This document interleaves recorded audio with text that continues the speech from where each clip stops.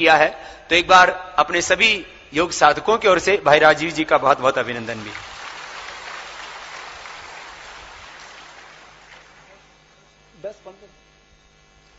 और फिर आपको भी आमंत्रित करेंगे इसी बहस में हम। परम पूजनीय स्वामी जी, भारत स्वाभिमान के सभी सम्माननीय भाइयों बहनों, परम पूजनीय स्वामी जी के निर्देश के अनुसार मैं आपको शिक्षा और कानून व्यवस्था के बारे में थोड़ी बात करूंगा विस्तार में। मेरी बात शुरू करने के पहले एक कहानी सुनाता हूं आपको, सच्ची कहानी। उस कहानी में मेरी बात का पूरा निष्कर्ष है। कहानी हमारे देश के एक वैज्ञानिक की है। उनका नाम था प्रोफेसर जगदीश चंद्र बोस। आपने सुना? बहुत बड़े वैज्ञानिक हुए अपने भारत देश के। हम सभी भारतवासियों को उनके ऊपर बहुत गर्व है, गौरव है। प्रोफेसर जगदीश चंद्र बोस ने एक रिसर्च किया था, वो भी आप सब जानते हैं कि ये जो पेड़ पौधे होते हैं ना, ये भी मनुष्यों की तरह से सुख दुख के भागीदार होते हैं। पेड़ों में, पौधों में वैसा ही जीवन है जैसा मनुष्यों में होता है। पेड़ पौधे भी आपकी तरह से हंसते हैं, रोते हैं, खिलखिलाते हैं। पेड़ पौधे भी आपकी तरह से दुखी होते हैं, सुखी होते हैं। सब कुछ उनमें मनुष्यों जैसा ही होता है। बस इतना ही है कि भाषा नहीं है उनके पास, बाकी सब है। ये काम करने के लिए प्रोफेसर जगदीश चंद्र बोस ने अपने घर में एक एक्सपेरिमेंट किया था, प्रयोग किया था। उसकी कहानी है। उन्होंने क्या किया, अपने घर में गमले लाए। गमले आप समझते हैं जिसमें पौधे लगाते हैं। तो घर के दो हिस्से कर दिए उन्होंने। एक हिस्से में कुछ गमले रखे, कुछ पौधे उसमें लगाए। दूसरे हिस्से में कुछ गमले रखे, कुछ पौधे लगाए। प्रोफेसर जगदीश चंद्र बोस क्या करते थे, रोज सवेरे उठते थे और एक तरफ के जो पौधे वाले गमले हैं उनको गालियां देते थे। तुम नालायक हो, तुम निकम्मे हो, तुम नकारा हो, तुम बदसूरत हो, तुम्हारे अंदर कोई गुण नहीं है, तुम्हारे अंदर कोई भी अच्छी बात नहीं है। ये खूब गालियां देते थे पौधों के सामने। दूसरी तरफ के पौधों के सामने जाके वो उनकी इतनी बढ़ाई करते थे, तुम बहुत अच्छे हो, तुम बहुत सुंदर हो, तुम बहुत सद्गुणी हो, तुम्हारे अंदर इतनी अच्छाइयां हैं, तुम्हारे अंदर इतनी खूबियां हैं, तुम्हारा इतिहास बहुत ऊंचा है, तुम्हारा भूगोल बहुत अच्छा है। इस तरह की अच्छी अच्छी बातें करते थे। 6 महीने लगातार प्रोफेसर साहब ने यह परीक्षण किया। परिणाम जानते हैं क्या हुआ? जिन पौधों को वो गालियां देते थे वो सब मुरझा गए, और जिन पौधों की वो प्रशंसा करते थे, बढ़ाई करते थे, वो सब खिलखिला के दोगुनी रफ्तार से बढ़ने लगे।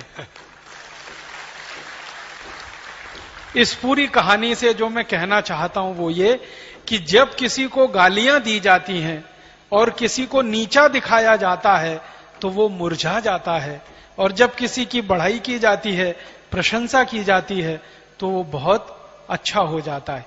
हमारे लोगों के साथ ऐसा ही हुआ। 200 से 250 साल अंग्रेजों ने हमको गालियां दी। तुम भारतवासी निकम्मे हो, नालायक हो, नकारा हो, तुम्हारी संस्कृति खराब है, तुम्हारी सभ्यता खराब है, तुम्हारे अंदर कोई दर्शन नहीं है, तुम्हारे पास विज्ञान नहीं है, तुम्हारे पास तकनीकी नहीं है, तुम कुछ नहीं जानते हो, तुम्हारी सभ्यता ही पूरी चौपट है। ये अंग्रेजों ने हमको 200 से 250 साल कहा। एक अंग्रेज ने कहा, फिर दूसरे ने कहा, फिर तीसरे ने कहा, फिर चौथे ने कहा, फिर 5वें ने कहा। फिर एक अंग्रेज आया जिसका नाम था टीबी मैकॉले।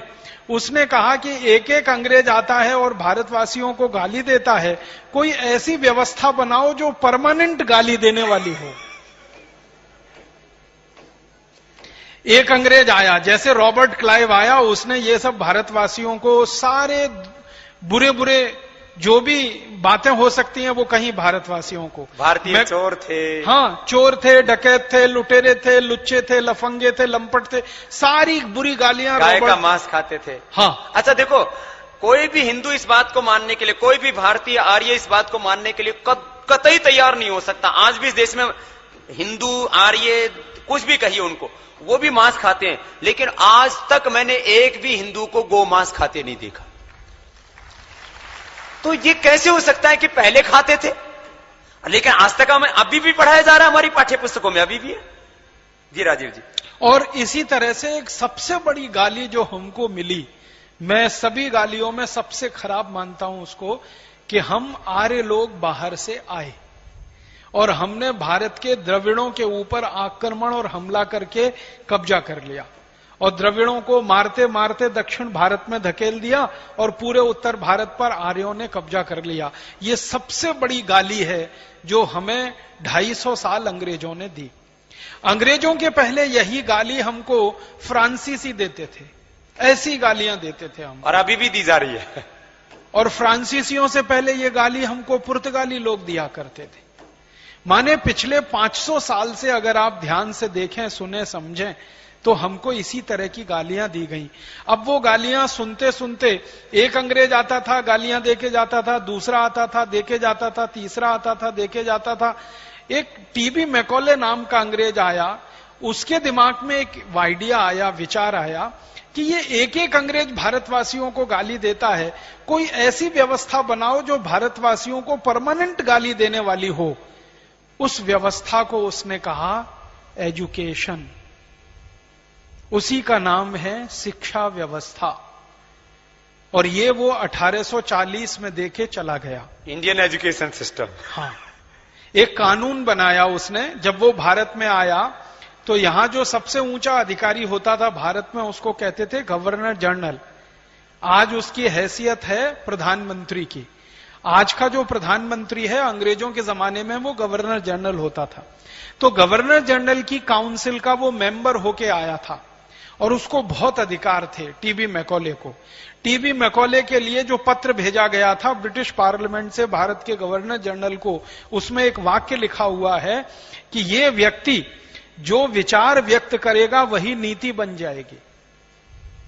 इतनी ऊंची अधिकार और अथॉरिटी के साथ उसको भेजा गया। तो मैकॉले ने आके जो सबसे खराब काम एक किया हमारे हिसाब से और अंग्रेजों के हिसाब से सबसे अच्छा काम, कि उसने लगातार गाली देने वाला एक तंत्र बना दिया, जिस तंत्र का नाम उसने रखा शिक्षा व्यवस्था, एजुकेशन। और इस एजुकेशन में इस तरह से विषय डाले गए कि हरेक विषय भारतवासियों को गाली देने वाला सिद्ध हो और भारतवासी लगातार ये गालियां सुनते सुनते मुरझा जाएं और आत्मग्लानि की स्थिति में पहुंच जाए, उनको अपने धर्म संस्कृतियों के प्रति घृणा हो जाए। उसने जो इतिहास बताया हमारे देश में, जो इतिहास हम पढ़ते हैं, उस इतिहास को जानबूझकर राजाओं का इतिहास बताया। आप जानते हैं हमारा पूरा इतिहास आज आप पढ़ें जो मैकॉले के द्वारा रचित है या मैकॉले एजुकेशन के द्वारा दिया हुआ है, उस इतिहास में राजाओं के बारे में ही कहानियां हैं, प्रजा के बारे में कहीं कुछ नहीं है, ऋषियों के बारे में कुछ नहीं। हमारे एक राजा से दूसरे राजा की लड़ाइयां हो रही हैं तो सारे इतिहास में लड़ाइयां ही लड़ाइयां हैं। आप मुझे एक बात बताओ, अगर सब एक दूसरे से लड़ते ही रहेंगे तो समाज कहां बचेगा? समाज तो खत्म हो जाएगा। भारत तो 1000 साल पहले ही खत्म हो जाता अगर हर एक राजा दूसरे से लड़ रहा होता। अपना आज का इतिहास पढ़ें तो एक ही बात समझ में आती है, ये राजा उस पर हमला कर रहा था, वो राजा उस पर हमला कर रहा था, वो राजा ने उससे लड़ाई की, उसने इस पर चढ़ाई की, उसने उसकी पत्नी को माने दबोच लिया, उसने उसकी राज्य की सल्तनत को खींच लिया। यही सारी कहानियां पूरे इतिहास में हैं। ये मैकॉले का रचित इतिहास है जिससे हमको इतनी आत्मग्लानि पैदा हो जाए कि हमारे पुरखे तो लड़ने भिड़ने के अलावा कुछ करते ही नहीं थे। आप मुझे एक मोटी सी बात बताइए, अगर कोई समाज लगातार लड़ता रहे, झगड़ता रहे, वो वेदों की रचना कर सकता है? कोई समाज हमेशा लड़ता रहे, झगड़ता रहे, हजारों हजारों वेदों की ऋचाएं लिख सकता है? अगर कोई समाज हमेशा लड़ता रहे, झगड़ता रहे, वो उपनिषदों की रचना कर सकता है? कोई समाज अगर लड़ता रहे, झगड़ता रहे, वो नीति वाक्यों के लिए लड़ मर सकता है? सवाल ही नहीं उठता। क्योंकि इतिहास पढ़ने से तो ऐसा लगता है कि किसी राजा को लड़ाई से फुर्सत ही नहीं और किसी साम्राज्य में शांति नाम की कोई चीज नहीं। तो मैकॉले ने इतिहास ऐसा दे दिया, और उस इतिहास में प्रजा गायब है। ध्यान रखिएगा, राजा ही राजा हैं, और राजाओं की अच्छाइयां गायब हैं, बुराइयां ही बुराइयां हैं। इसने उस पर हमला किया, उसने उस पर हमला किया, इसने इसको मारा, उसने उसको पीटा, उसने उसका राज्य छीन लिया, इसने उसका राज्य छीन लिया।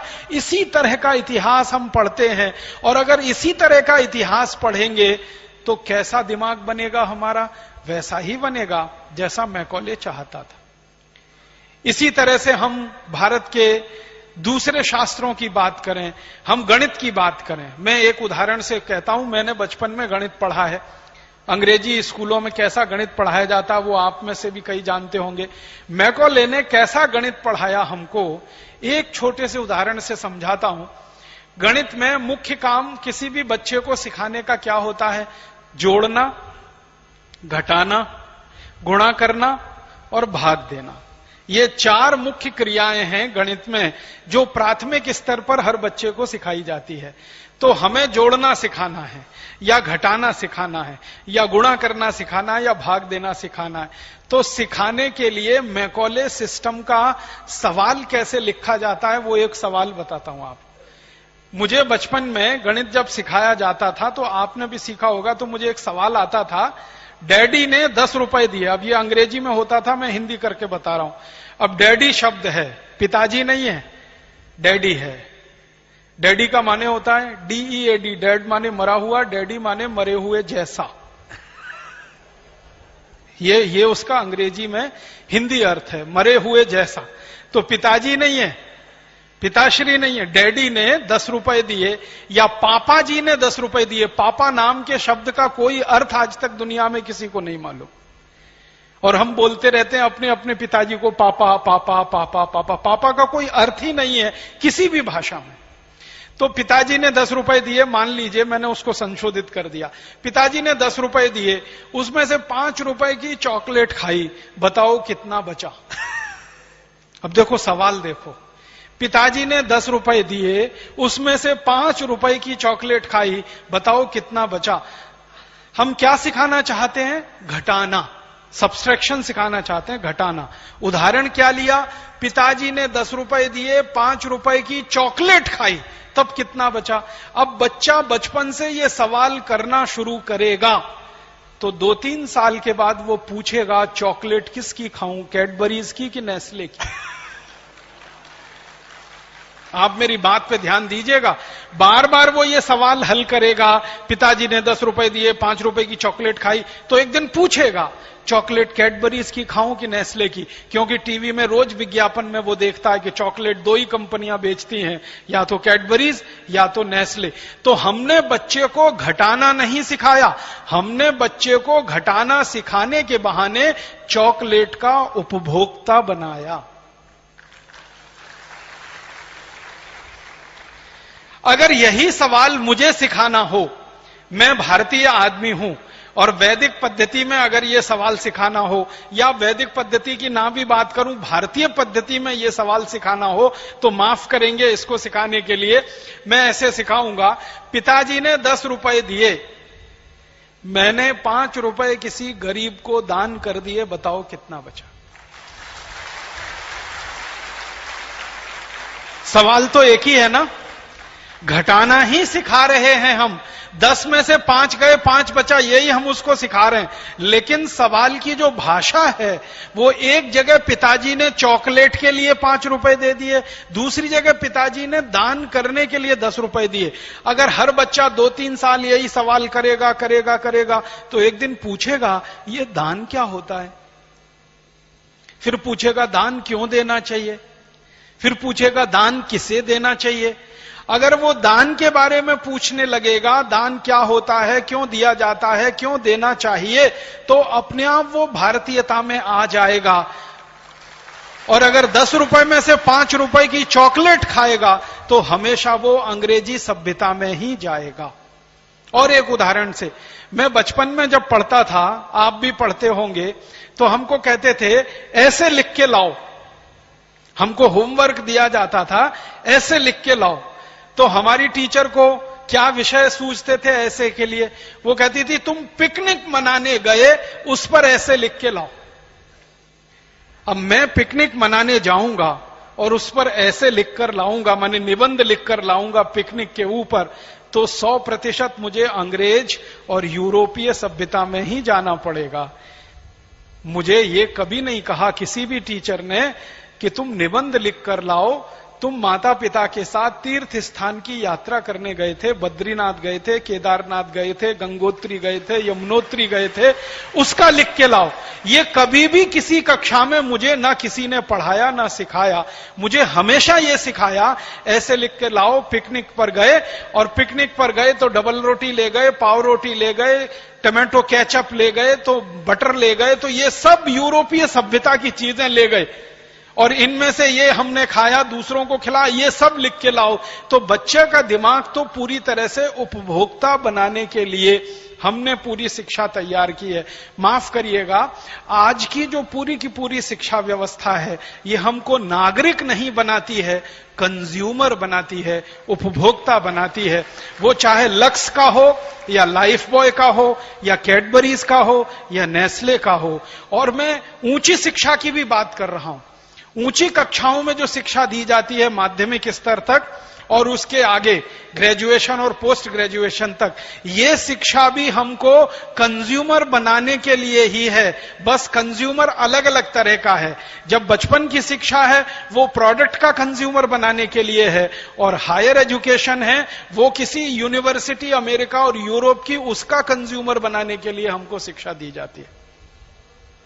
इंजीनियरिंग में हमारे देश के लाखों विद्यार्थियों को जो शिक्षा दी जाती है उसका अंतिम उद्देश्य एक ही है कि ये विद्यार्थी भारत छोड़कर अमेरिका चला जाए, यूरोप चला जाए, फिर वहां पर सेवाएं दे, क्योंकि वहां एक इंजीनियर तैयार करने में उनको करोड़ों डॉलर खर्च होते हैं और यहां से उनको वो फोकट में मिल जाता है।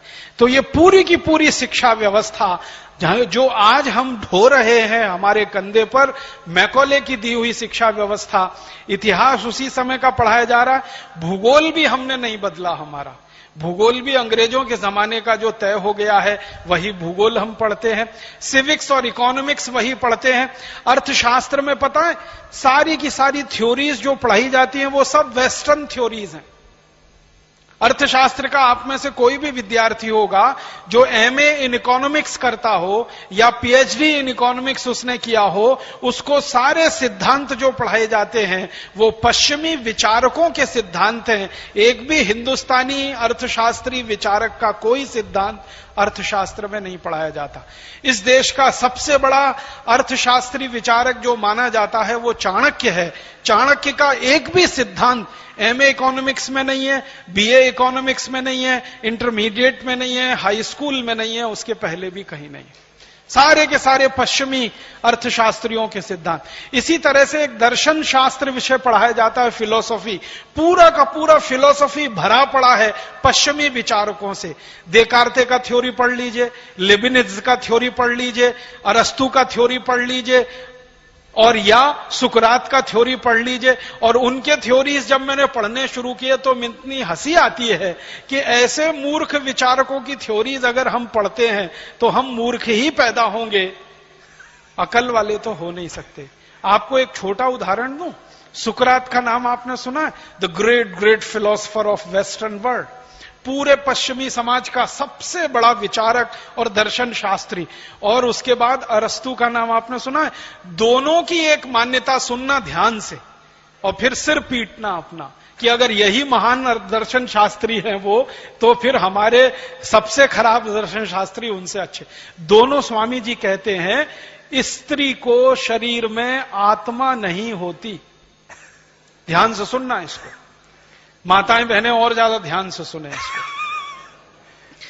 अरस्तु कहता है और ये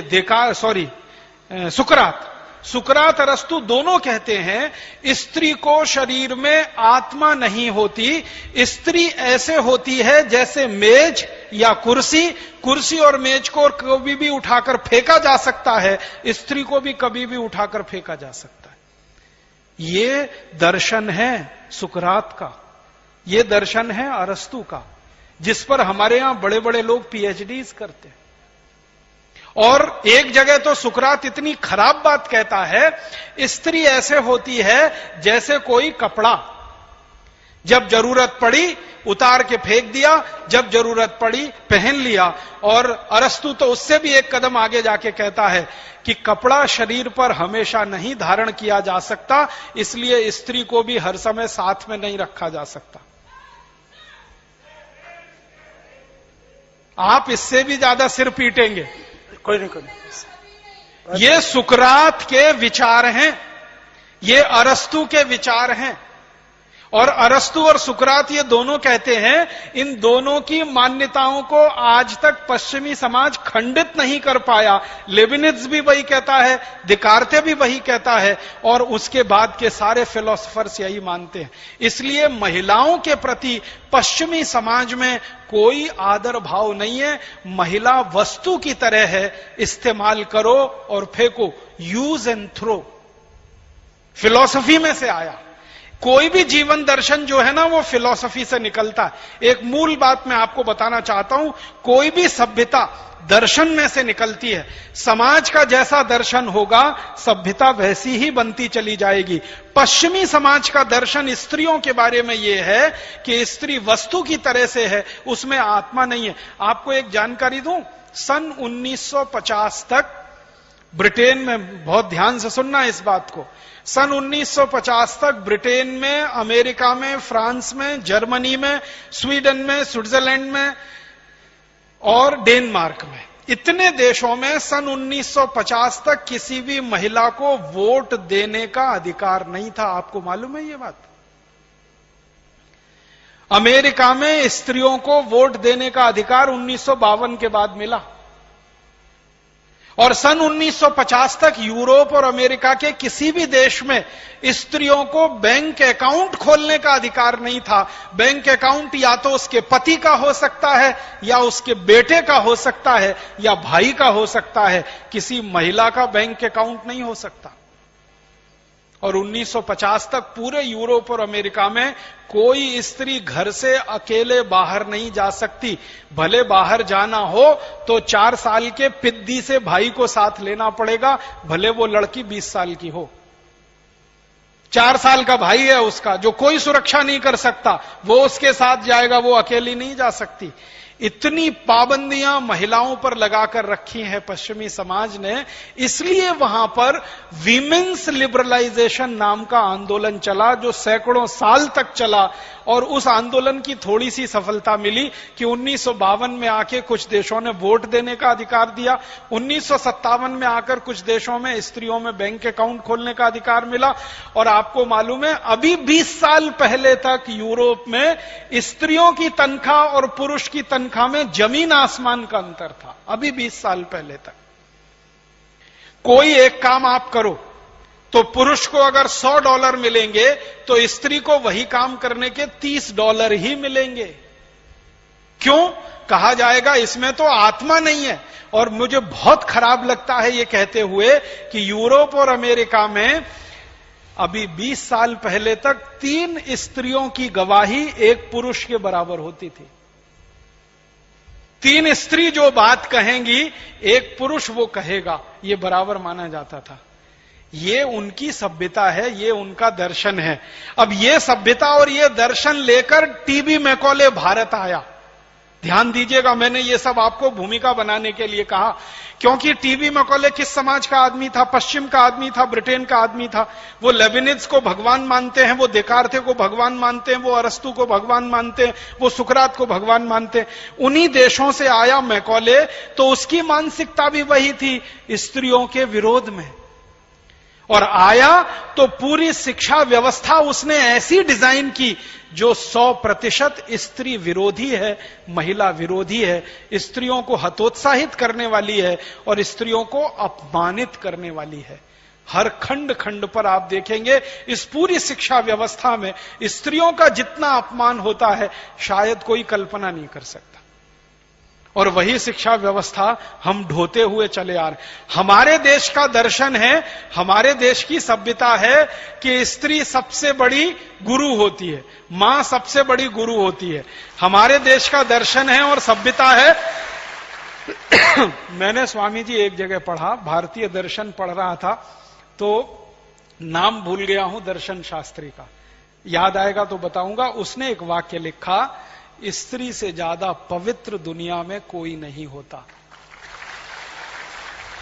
और उस दर्शन शास्त्री ने यहां तक लिखा है कि पुरुष में पवित्रता तब आती है जब वो स्त्री की कोख से जन्म लेता है, अन्यथा उसमें पवित्रता नहीं होती है।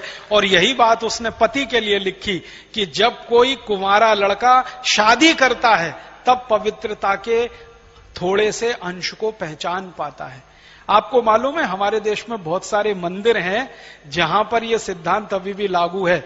अगर आपके पास आपकी धर्मपत्नी नहीं है तो मंदिर में प्रवेश नहीं कर सकते आप। ऐसे भारत में मंदिर हैं और वो भारतीय दर्शन पर चलते हैं।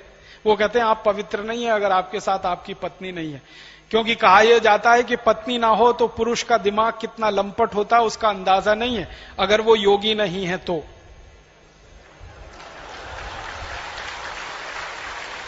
योगी है तो उसका अपना कंट्रोल है इंद्रियों पर, मन पर। योगी नहीं है तो वो पता नहीं कहां कहां जाएगा, कहां कहां मुंह मारेगा, चरेगा, खाएगा, कुछ मालूम नहीं।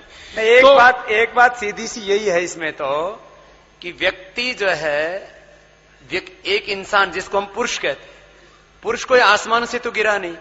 जितने भी पुरुष आए मां की कोख से आए, इसलिए पुरुष में जितनी भी शक्तियां हैं, जितनी भी पवित्रताएं हैं, उनका स्रोत मां है, उनका मूल मां है। अब ये हमारी दर्शन है भारत की। इस दर्शन को यूरोप में कोई नहीं मानता, हम मानते हैं। तो हम जिस दर्शन को मानते हैं वैसी हमारी सभ्यता होगी और वैसी ही संस्कृति होगी। यूरोप वाले जिस दर्शन को मानते हैं वैसी उनकी सभ्यता होगी, वैसी संस्कृति होगी। तो यूरोप की सभ्यता और संस्कृति जैसी होगी वैसी ही उनकी शिक्षा भी होगी, और जैसी हमारी सभ्यता और संस्कृति होगी वैसी हमारी शिक्षा होगी। तो हम जब गुरुकुल की शिक्षा लेते थे, भारत की अपनी शिक्षा होती थी, तो उसमें स्त्री मां थी, स्त्री दुर्गा थी, स्त्री हमारे देश में प्रेरणा का स्रोत थी, महिला सारे के सारे काम का केंद्र बिंदु थी। ये गुरुकुलों की शिक्षा से दिखाई देता है, क्योंकि हमारे पास जो दस्तावेज हैं अंग्रेजों के जमाने के, इस देश में आधे से ज्यादा विश्वविद्यालयों की कुलपति महिलाएं थी, स्त्रियां थी, आधे से ज्यादा, और विश्वविद्यालय स्तर के गुरुकुल थे। तो महिलाओं को हमारे यहां दर्जा है बहुत ऊंचे स्तर का, और महिलाओं को दर्जा है यूरोप में बहुत नीचे स्तर का। तो यूरोप के लोग जब शिक्षा व्यवस्था की डिजाइन करेंगे तो महिला का स्तर उसमें नीचे से नीचा रहेगा, और हम जब शिक्षा की डिजाइनिंग करेंगे तो महिला का स्तर ऊंचे से ऊंचा रहेगा। तो यूरोप की शिक्षा व्यवस्था ले लेकर हम जो 250 साल से परेशान हुए हैं और हमारा दिमाग खराब हुआ है, वो दिमाग ऐसा ही खराब हुआ है कि स्त्री को आज हमारे देश में भोग की वस्तु, उपयोग की वस्तु बनाकर इस पूरी शिक्षा व्यवस्था ने छोड़ दिया है। आज हमारे देश में स्त्रियों का वही हश्र है जो यूरोप में 50 साल पहले हुआ करता था, क्योंकि हम 200-250 साल से अंग्रेजी शिक्षा पढ़ रहे हैं। तो हमें करना क्या? उसकी पवित्रता नष्ट कर रहे हैं जी। उसको पबों में ले जाना चाहते हैं, उसको जो है शराब खानों में ले जाते हैं, शराबी डांस घरों में ले जाते हैं। हमारे यहां मॉडर्न होने के नाम पर महिलाओं को यही तो कर रहे हैं ना, उनको नचाते। हमने स्त्री को मान लिया नाचने की चीज। पहले नाचने वालियों को सबसे घटिया मानते थे, और आज कोई नाचने वाली आ जाए तो पूरा गांव, पूरा देश पागल हो जाता है। क्या तमाशा हो रहा है। गांव में नौटंकी आ जाए स्वामी जी तो सब काम छोड़ के इकट्ठे हो जाते हैं। कई बार मेरे साथ हुआ है, मैं व्याख्यान देने किसी गांव में गया, नौटंकी वाले आए हुए, व्याख्यान सुनने कोई नहीं आया, सब नौटंकी में बैठे। और नौटंकी में इतनी गंदी गंदी बातें महिलाओं के लिए, स्त्रियों के लिए कही जाती हैं और बोली जाती हैं कि कोई कान में रुई ठूस ले फिर भी तकलीफ हो उसको। तो हमने गड़बड़ कर दिया 250 साल। दिमाग में एक तो 250 साल सुनते रहे अपने बारे में गालियां, और फिर स्त्रियों के बारे में ये मान्यता जो मैकॉले की और यूरोप के दार्शनिकों की, और उसी मान्यता पर आधारित हमारी शिक्षा व्यवस्था। तो सारी शिक्षा व्यवस्था ने सबसे ज्यादा तकलीफ दिया है तो हमारी महिलाओं को दिया है। मुझे सबसे ज्यादा दुख और तकलीफ पता है किस बात की होती है? सबसे बड़ा दुख और तकलीफ मेरा क्या है कि मैंने जो पढ़ा वो मेरी मां को नहीं मालूम, और मेरी मां अपने बेटे को नहीं पढ़ा सकती। आप सोचो, किसी बेटे और मां के बीच में इतनी दूरी आ जाए कि उसका बेटा क्या पढ़ रहा है उसकी मां ना जानती हो और मां बेटे को पढ़ा ना सकती हो, इससे बड़ी टूटन और खराब किसी भी समाज में क्या हो सकती है कोई चीज। हमारे देश में ज्यादातर माताओं का यही हाल है, उनके बच्चे बेटे या बेटी क्या पढ़ रहे हैं वो खुद नहीं पढ़ा सकती, इसलिए ट्यूटर रखना पड़ता है, और ट्यूटर क्या पढ़ा के जाता है, मां को कुछ नहीं आता है। क्यों? शिक्षा व्यवस्था से मां पूरी तरह से गायब है, क्योंकि पूरी शिक्षा व्यवस्था की डिजाइन ऐसे की गई है जिसमें मां का कोई रोल ही नहीं है।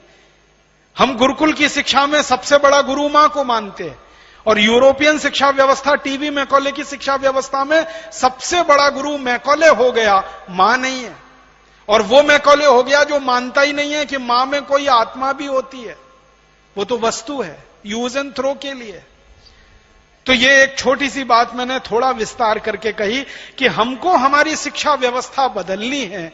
तो क्या क्या बदलना है? भाषा बदलनी है, वो तो स्वामी जी ने कहा। भाषा के साथ हमें कंटेंट बदलना है, टेक्स्ट बदलना है, जो मां विरोधी है, स्त्री विरोधी है, महिला विरोधी है।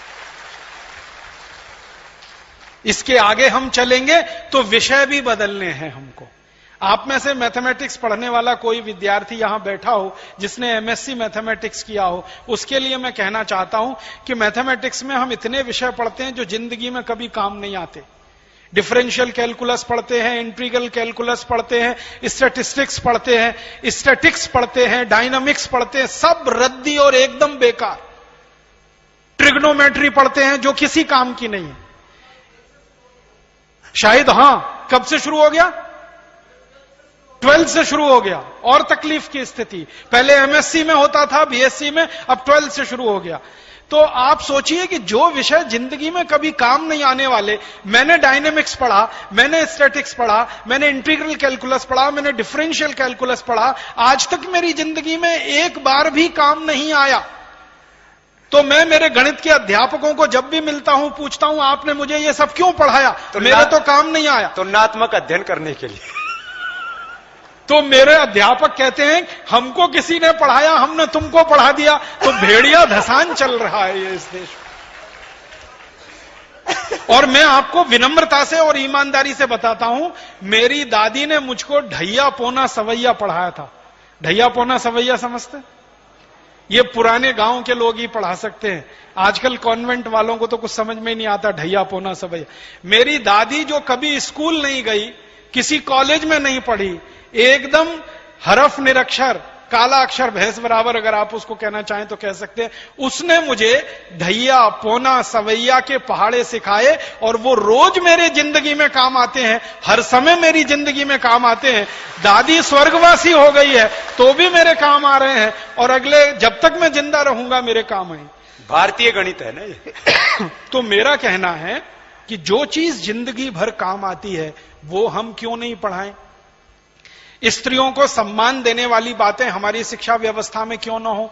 विषय हमारे ऐसे होने चाहिए, सारे विषय एक तरफ से ऐसे होने चाहिए जो स्त्री को सम्मान दे सके, क्योंकि गुरु हमारी मां ही है। तो स्त्रियों को सम्मान आ सके ऐसा टेक्स्ट बनाना है, ऐसा सिलेबस बनाना है।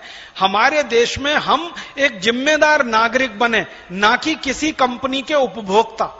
आजकल एक सर्व शिक्षा अभियान चल रहा है ना, सर्व शिक्षा अभियान का एक ही उद्देश्य है, हर व्यक्ति को एबीसीडी सिखाना। और एबीसीडी सिखाने के पीछे उद्देश्य क्या है? टीवी पर आने वाले विज्ञापन वो पढ़ सके, L for Lux, P for Pepsi, C for Coca Cola, ये बताना उसको। एबीसीडी बताने के पीछे एक ही उद्देश्य है और कोई उद्देश्य नहीं। वो कहते हैं ना साक्षरता साक्षरता साक्षरता, शिक्षा की बात नहीं करते, साक्षरता की बात करते हैं, ताकि विज्ञापनों में फर्क आप पढ़ सकें और एक अच्छी कंपनी के अच्छे उपभोक्ता बनकर अपनी जेब कटवा सकें और उस कंपनी की लूट बढ़ा सकें। तो हमें पूरी शिक्षा व्यवस्था जो कंज्यूमर बनाने के लिए मैकॉले हमारे यहां छोड़कर गया, इसको बदल देना है और एक जिम्मेदार भारतीय नागरिक बनाने की शिक्षा व्यवस्था हमें लानी है।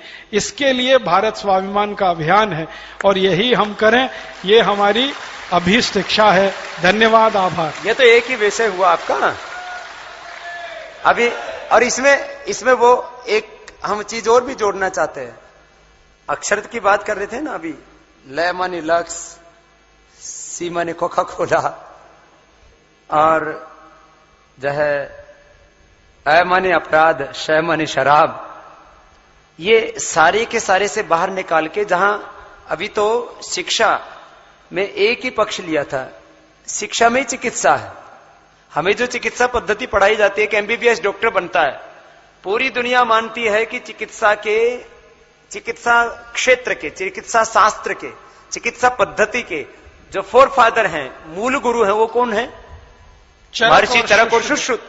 लेकिन दुर्भाग्य से हमारे देश में जो एमबीबीएस डॉक्टर बनाए जाते हैं, उनको चरक, सुश्रुत, धन्वंतरी और शारंगधर का नाम तक नहीं पढ़ाया जाता, पतंजलि का नाम तक नहीं पढ़ाया जाता। ये पूरी चिकित्सा का पूरा शास्त्र और उसका पूरा इतिहास, वो भी हमें बदलना होगा। हम एलोपैथ के, आयुर्वेद के डॉक्टर अलग अलग बनाएंगे, लेकिन एलोपैथ का चिकित्सक भी पैदा होगा तो ये मानेगा कि चिकित्सा के मूल गुरु तो भारत के ऋषि मुनि थे। ऐसी बात हम पैदा करना चाहते। तो एक इसमें जो है ये शिक्षा के क्षेत्र में जो है अभी भाई राजीव जी ने बात कही, उसका एक थीम दिया, आपको एक चिंतन दिया, एक दिशा दी। ऐसे ही दूसरी बात जो मैं कह रहा था, कानून व्यवस्था, जो दूसरा पक्ष है। तो हमने जो 11 मुद्दे आपके सामने रखे थे, स्वास्थ्य, शिक्षा, स्वदेशी, ग्रामीण स्वावलंबन, जल प्रबंधन। जल प्रबंधन की एक छोटी सी तरकीब है, मैं इसलिए बता रहा हूं, इसका संबंध देश के 84 करोड़ लोगों की जिंदगी से है। एक जमीन में मात्र 10 फीट का एक खाई खोद करके 2 फीट गहरी, 2 फीट चौड़ी, 10 फीट गहरी, और पूरे जमीन का पूरे देश का पानी रोक सकते हैं, जो नदियों में 90 से 99% जो समुद्र में जा रहा है। और इस काम को मैंने कहा हमें सरकारों की भी जरूरत नहीं, हम तो देश के लोगों से चैरिटी से ही इस काम को करा सकते हैं। और इस देश के भारत को वैसा ही, भारत देश के गांव को वैसा ही समृद्ध और वैसा ही स्वावलंबी, आत्मनिर्भर गांव बना सकते हैं जो कभी आजादी से पहले था। आज से 25-30 साल पहले गांव में 25-30 फीट नीचे पानी मिलता था। मैंने अपने गांव में 25 फीट नहीं, 15 फीट नीचे से पानी खींच के पिया है। आज उस गांव में 150 फीट नीचे वाटर लेवल है और लोग भूख के कागार पर हैं। ये मैं इसलिए इस बात को कह रहा हूं, उस गांव के लोगों ने मुझसे बहुत बार कहा, बाबा तू बहुत बड़ा हो गया, हमारे गांव में पानी तो दिलवा दे। मैंने कहा मैं ऐसा प्रबंध करना चाहता हूं जिससे मेरे हर गांव को पानी मिले, खाली तुम्हारे गांव की नहीं सोचता, मैं पूरे भारत के गांव की सोचता हूं, और ऐसा काम हम करके दिखाएंगे। तो ये मैं जल प्रबंधन की बात कर रहा था। ये काम बहुत आसान है, लेकिन किसी को पड़ी नहीं है। ये हमारे भारत के कुछ, जिनको हम राजनेता कहते हैं, उसमें से कुछ अच्छे भी है, लेकिन ज्यादातर ऐसे नेता हैं जो चाहते हैं कि लोग गरीब, बेबस, लाचार बने रहें, जिससे कि उनको ज्यादा दिनों तक गुलाम बनाया जा सके, शासन किया जा सके उन पर। तो शिक्षा, स्वास्थ्य, स्वदेशी, ग्रामीण स्वावलंबन, जल प्रबंधन, स्वच्छता, भ्रष्टाचार, टैक्सों में सुधार, सामाजिक न्याय, आध्यात्मिक राष्ट्र और 100% मतदान का अनिवार्य कानून। अब इसमें ये अलग अलग इतने गहरे मुद्दे हैं, एक एक बात के ऊपर चर्चा करेंगे तो घंटों लग जाएंगे। लेकिन एक विषय जो बहुत जरूरी है, सारे देश में एक बात कही जाती है, देश सबसे बड़ा नहीं होता। क्या बोला जाता है जब भी पॉलिटिकल लैंग्वेज में बोला जाता है? कानून सबसे बड़ा होता है, कानून से ऊपर कोई नहीं होता। कानून अपना काम करेगा। आप हर राजनेता को ये कहते सुनेंगे, ये कानून क्या है? कानून अंग्रेजों ने हमें लूटने के लिए, हमारा शोषण करने के लिए, हमें गुलाम बनाने के लिए, हमारे ऊपर अत्याचार करने के लिए बनाए थे। तो जो कानून हमें लूटने के लिए, हमारे ऊपर अत्याचार करने के लिए, हमें गुलाम बनाने के लिए बनाए गए थे, वही कानून आज तक हम पर क्यों लादे जा रहे हैं? इस प्रश्न का उत्तर थोड़ी सी देर में भाई राजीव जी देंगे। मैं एक 5-7 मिनट में कोशिश करता हूं ये बात कहने की। आप सबको एक पुरानी घटना याद दिलाता हूं, आप सब जानते हैं उस घटना को। हमारे देश में अंग्रेजों के खिलाफ सबसे बड़ा संघर्ष और सबसे पहला संघर्ष सन 1857 में हुआ। और ये संघर्ष की पृष्ठभूमि क्या थी? जब अंग्रेजों ने इतनी लूटमार मचाई कि देश गरीब हो गया, कंगाल हो गया, जब अंग्रेजों ने इतने पुलिसिया अत्याचार किए कि हर आदमी त्राही त्राही करने लगा, जब अंग्रेजों ने किसानों से सारी जमीनें छीन ली, जब अंग्रेजों ने टैक्स लगाकर सारे स्वदेशी उद्योग खत्म कर दिए, जब अंग्रेजों ने भारत के लोगों को मार मार के ईसाई बनाना शुरू कर दिया, तब भारतवासियों का धैर्य चुक गया। हम भारतवासियों की एक विशेषता है, हम सोए हुए हाथी की तरह से हैं। जब तक हाथी सोता रहता है, सोता रहता है, सोता रहता है, सोता रहता है, सोता रहता है, सोता रहता है, लेकिन जब वो चिंगाड़ के भागना शुरू करता है तो सबको रौंद देता है अपने नीचे।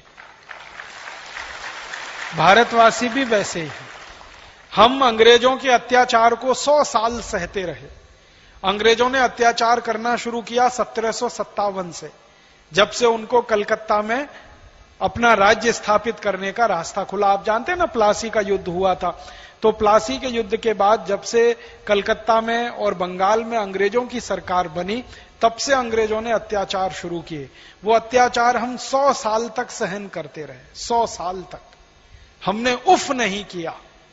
अंग्रेजों ने जो किया, हमने कभी उसके रास्ते में रुकावट बनने की कोशिश ही नहीं की। छुटपुट छुटपुट कहीं कोई विरोध होता था तो होता था।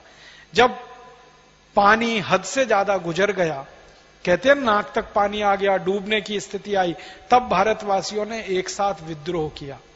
और वो विद्रोह इतना बड़ा था कि अंग्रेज घबरा गए। अंग्रेजों को कभी कल्पना नहीं थी कि जो भारतवासी 100 साल से उनके अत्याचार सह रहे हैं, वो एक साथ कभी खड़े हो जाएंगे। भारतवासी खड़े हो गए।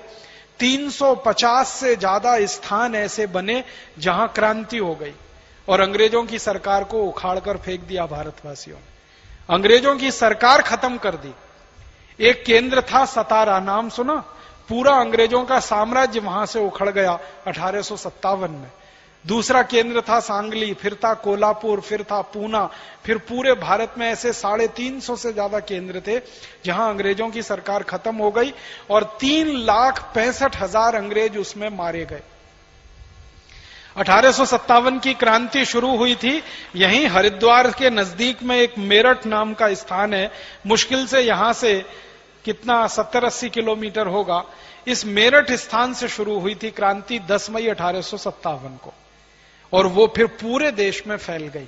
आप कल्पना कर सकते हैं कि एक मेरठ शहर से क्रांति की शुरुआत हुई और 350 शहरों तक वो क्रांति फैल गई 3 महीने में। 10 मई से शुरू हुआ, 10 मई से 10 जून, 10 जून से 10 जुलाई, 10 जुलाई से 10 अगस्त, 1 सितंबर तक पूरे हिंदुस्तान में कहीं भी अंग्रेजों की सरकार नहीं बची। एक भी अंग्रेज नहीं बचा। 3-3.5 महीनों में भारतवासियों ने अंग्रेजों का कत्लेआम कर दिया। जब भारतवासियों के सिर पर से गुजरती है ना, तो यही भारतवासी युद्ध के मैदान में किसी रणचंडी सा कमाल दिखाते हैं, तो साधारण भारतवासियों ने तलवारों से गर्दनें काट दी अंग्रेजों की। हसिया होता है ना, हसिया जिससे फसल काटी जाती है, उससे अंग्रेजों के गले काटे थे भारतवासियों ने। मेरठ में जाट किसान थे ना, ये सड़कों पर निकल आए थे और अंग्रेजों की छावनी के एक एक अधिकारी को हंसिए से काटा था, खत्म कर दिया। पूरे हिंदुस्तान में 3,65,000 अंग्रेज मारे गए। कुछ 2-4 अंग्रेज जिंदा बच गए। वो भागकर किसी तरह से लंदन पहुंच गए। और वो भागे भी कैसे? उन्होंने अपने पूरे शरीर को काला किया ताकि वो भारतवासी लगे। चेहरे को काला किया, शरीर को काला किया, किसी तरह जिंदा बचने के लिए। और वो किसी तरह युक्ति लगा के भाग गए। वहां भागकर अंग्रेजों की संसद में उन्होंने सारी कहानी सुनाई कि भारत में तो विद्रोह हो गया, बगावत हो गई। तो अंग्रेजों की संसद में सबसे बड़ा प्रश्न आया कि आगे कभी भी ऐसा कोई विद्रोह ना हो भारतवासियों में, तो इसके लिए क्या क्या करना, दोबारा कभी भी ऐसा विद्रोह ना हो। तो कई अंग्रेजों ने अपने प्रधानमंत्री को कहा, जो उस समय इंग्लैंड का प्राइम मिनिस्टर था, उसको पूछा गया कि क्या क्या करना फिर इसके लिए। तो प्राइम मिनिस्टर को एक तो यह पूछा गया कि हम तो अंग्रेज खत्म हो गए भारत में, तो उसने कहा चिंता मत करो, दोबारा हम फिर भारत में जाएंगे और भारत में हमारे कुछ मित्र और दोस्त हैं, उनकी मदद से भारत में फिर प्रवेश करेंगे। तो उनके मित्र और दोस्त कौन? हमारे लिए जो गद्दार, वो अंग्रेजों के मित्र और दोस्त। आपको मालूम है, इस हिंदुस्तान में अंग्रेजों ने कई परिवारों को राय बहादुर की पदवियां दे रखी थी। ये सारे के सारे राय बहादुर देश के गद्दार साबित हुए। सर भी देते थे। सर की पदवी, राय बहादुर की पदवी, नाइटहुड की पदवी, ये पदवियां लेने वाले सारे खानदान गद्दार निकले। उन्होंने अंग्रेजों की भरपूर मदद की। सबसे बड़ा परिवार जिसने अंग्रेजों की मदद की 1857 की बगावत के बाद, पटियाला का परिवार, जो आज भी जिंदा है। और उसी परिवार का एक आदमी मुख्यमंत्री बनता रहता है पंजाब का। बहुत शर्म आती है मुझे पटियाला वालों को ये कहते हुए। हमारे कुछ मित्र बैठे हैं यहां पटियाला के। पटियाला के नवाब खानदान ने, राजा खानदान ने 1857 की क्रांति के बाद क्रांतिकारियों की मदद नहीं की, अंग्रेजों की मदद की। और उन्होंने एक पत्र भेजा जिसकी फोटोकॉपी कभी भी मैं पूरे देश को दिखाऊंगा। उस पत्र में उन्होंने लिखा कि आप चिंता मत करिए, अंग्रेजों को कहा आप चिंता मत करिए, वापस भारत में आइए, मैं आपको 20,000 सैनिक दूंगा और 20 करोड़ स्वर्ण मुद्राएं दूंगा, आप फिर भारत में आकर अपना राज्य स्थापित करिए। तो पटियाला के नवाब के कहने पर अंग्रेज आ गए। इसी तरह जींद का एक नवाब था, हरियाणा में जींद राज्य था, वहां के नवाब ने अंग्रेजों की मदद की। फिर ग्वालियर का ये जो खानदान है, सिंधिया खानदान, इसने अंग्रेजों की मदद की। ऐसे भारत में एक सालार जंग खानदान है वहां का, हैदराबाद का, जिसको निजाम कहते थे हैदराबाद का, उसने मदद। ऐसे 10-12 बड़े परिवार थे जिन्होंने करोड़ों स्वर्ण मुद्राएं अंग्रेजों को दी और अपने सैनिक भी दिए लड़ने को। तो उनकी मदद से अंग्रेजों ने वापस हिंदुस्तान में प्रवेश किया और क्रांतिकारियों का कत्लेआम किया। फिर 1 सितंबर 1857 से लेकर 1 नवंबर 1858 तक हिंदुस्तान के करीब करीब 7.5 लाख से ज्यादा क्रांतिकारियों को अंग्रेजों ने कत्ल कर दिया। और कैसे कत्ल किया? एक बिठूर नाम का छोटा सा शहर है कानपुर के नजदीक, वहां के 2 बड़े क्रांतिकारी थे इस देश में, नाना साहब पेशवा और तात्या टोपे। ये दोनों क्रांतिकारियों के शहर के 24,000 लोगों को गोली से मार दिया या तलवार के मौत की घाट उतार दिया अंग्रेजों ने। 3 महीने के छोटे बच्चे से लेकर 90 साल के बुजुर्ग तक सबको खत्म कर दिया अंग्रेजों ने। अपराध क्या था उनका? कोई अपराध नहीं था, बस एक ही अपराध था कि वो तात्या टोपे और नाना साहब पेशवा के शहर में रहते थे। तो अंग्रेज कहते थे ये सब बगावत करेंगे और क्रांतिकारी बनेंगे, इसलिए सबको कत्लेआम करो। और ये कत्लेआम अंग्रेजों ने भारत के पटियाला नवाब, माने पटियाला राजा, जींद का राजा, ग्वालियर का सिंधिया खानदान, इनके सैनिकों की मदद से किया था। और ये सारे कत्लेआम पूरे देश में हुए। अंग्रेजों की सरकार फिर स्थापित हो गई। फिर अंग्रेजों की सरकार जब स्थापित हुई तो क्वीन विक्टोरिया ने एक ऐलान किया। 1 नवंबर 1858 को वो ऐलान भारत के बड़े बड़े अखबारों में छपा। उस जमाने में अंग्रेजी कोई अखबार निकलते थे, उनमें छपा। उस ऐलान में कहा गया कि आज के बाद भारत में कंपनी की सरकार नहीं चलेगी, कानून की सरकार चलेगी। माने 1 नवंबर 1858 तक कंपनी की सरकार चलती थी। कंपनी माने ईस्ट इंडिया कंपनी। फिर कानून की सरकार चलेगी, लेकिन वो कानून कौन बनाएगा? वो कानून अंग्रेजों की संसद बनाएगी, ब्रिटिश पार्लियामेंट बनाएगी और उसके आधार पर यह देश चलाया जाएगा। अब ब्रिटिश पार्लियामेंट में कानून बनाने के लिए बहस क्या हुई? ब्रिटिश पार्लियामेंट में बहस यह हुई कि कानून ऐसे बनाए जाने चाहिए कि सारे भारतवासी कभी भी दोबारा से खड़े ना हो सकें और अंग्रेजों के खिलाफ बगावत ना कर सकें। तो सबसे पहला कानून जानते हैं क्या आया? सबसे पहला कानून, आपको हैरानी होगी जानकर, अंग्रेजों के खिलाफ जो बगावत हुई थी वो सशस्त्र बगावत थी, उसमें हथियारों का इस्तेमाल हुआ था। अंग्रेजों ने सबसे पहला कानून बनाया कि भारत में हथियार वही रख सकेगा जिसके पास लाइसेंस होगा। लाइसेंस जिसके पास नहीं होगा वो हथियार रखने का अधिकारी नहीं होगा। तो अंग्रेजों ने क्या किया? लाइसेंसिंग ऑफ आर्म्स एक्ट, ये पहला कानून बनाया। और इस कानून के आधार पर क्या किया गया? घर घर की तलाशियां ली गई। किसके घर में बंदूक है, किसके घर में हसिया है, छुरा है, चाकू है, क्या क्या हथियार है, वो सब अंग्रेजों ने छीन लिए, क्योंकि अंग्रेजों को डर था इन्हीं हथियारों की मदद से भारतवासी दोबारा फिर बगावत कर सकते हैं। तो सबसे पहले उन्होंने लाइसेंसिंग ऑफ आर्म्स एक्ट बना के हथियार छीनने का कानून बनाया। और एक बार भारतवासियों के हथियार छिन गए तो भारतवासी कमजोर हो गए और वो कमजोरी इतनी भारी पड़ी कि अगले 90 साल तक फिर अंग्रेजों की गुलामी हमें सहन करनी पड़ी। ये एक कानून बनाया उन्होंने। ये कानून दुर्भाग्य से आजादी के 62 साल के बाद भी अभी चल रहा है इस देश में। मालूम है, हथियार वही रख सकता है जिसके पास लाइसेंस हो सकता है, और लाइसेंस देने का काम सरकार करती है। पहले काले गोरे अंग्रेजों की सरकार वो काम करती थी, अब काले अंग्रेजों की लेकिन सरकार। आजकल ऐसा दूसरा होता है राजीव भाई, शरीफ आदमी लाइसेंस लेकर के हथियार खरीदता है और जो गुंडा होता है वो बिना लाइसेंस वाला। तो अब उल्टा चल रहा है। तो एक कानून की मैंने मिसाल दी। दूसरा एक कानून अंग्रेजों ने बनाया, इंडियन पुलिस एक्ट।